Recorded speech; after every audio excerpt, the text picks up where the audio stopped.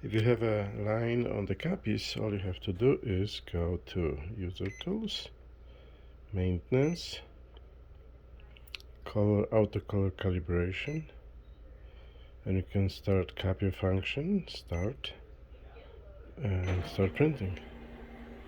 And the copier will print the test chart, and we'll see which kind of thing makes lines.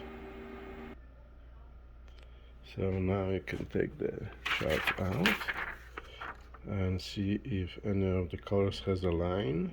That's usually the problem. So it's a black line, it should show in black color or any other colors.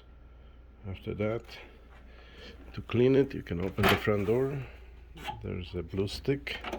You can take that stick out and we can clean the glass inside.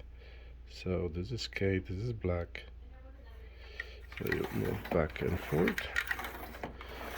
Then you can go to cyan, clean it a few times, and magenta, and yellow. All right.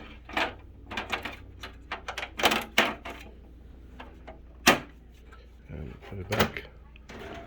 And you can press stop and run another test and see if the lines are gone. This is a very good test from the darkest to the lightest, so this one is good. All right.